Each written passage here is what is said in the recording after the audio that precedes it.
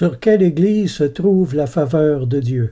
Ça nous est demandé souvent, et plusieurs se réclament d'être celle qui trouve la faveur de Dieu et pas une autre.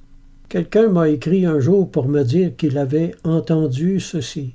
Un fervent défenseur et prêtre religieux de l'Église catholique romaine enseignait que la religion catholique était la seule religion chrétienne voulue par Dieu sur la terre et que les autres religions chrétiennes, comme le protestantisme et les autres, ont été créées par des hommes.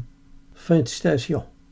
Il m'a demandé ce que j'en pensais. Voici la réponse que je lui ai faite.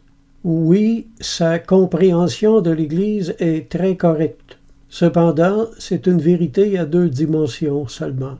Elle ne tient pas compte de toute l'œuvre de Dieu en dehors de l'Église également. Jésus ne laissera pas orphelin celui qui a la foi en lui, même s'il est en dehors de l'Église. Bien que le protestantisme ait été fondé sur des bases en partie de haine, d'ignorance et de rébellion, tout à fait en dehors de la volonté de Dieu, il ne faut pas oublier que notre Dieu est un Dieu qui étend son amour et offre sa grâce à tous les hommes.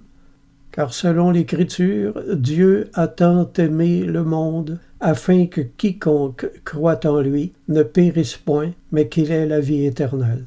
Jean 3,16. Et les croyants évangéliques font également partie de ce monde, et ils ont également cru en Jésus. Qu'est-ce qu'on va faire avec ça? Qu'est-ce que Dieu va faire avec eux? Sont-ils déchus de sa faveur? Ce passage biblique semble dire le contraire. Avec le temps et au cours des siècles, le protestantisme a beaucoup changé.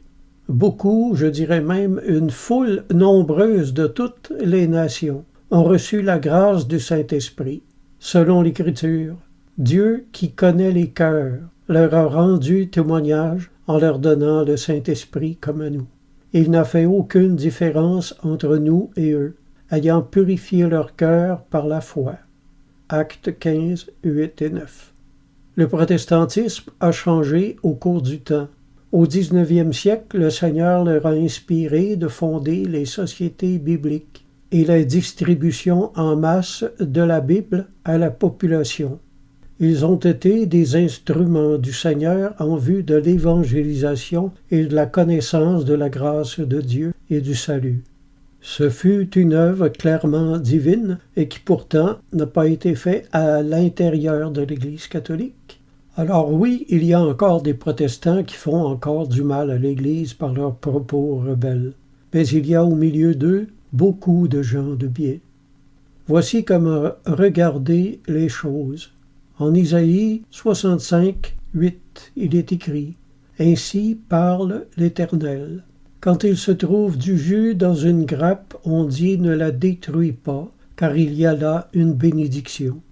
J'agirai de même pour l'amour de mes serviteurs, afin de ne pas tout détruire. » Également, l'apôtre Paul a écrit « Quelques-uns, il est vrai, prêchent Christ par envie et par esprit de dispute, mais d'autres le prêchent avec des dispositions bienveillantes. Ceux-ci agissent par amour. Tandis que ceux-là, animés d'un esprit de dispute, annoncent Christ par des motifs qui ne sont pas purs.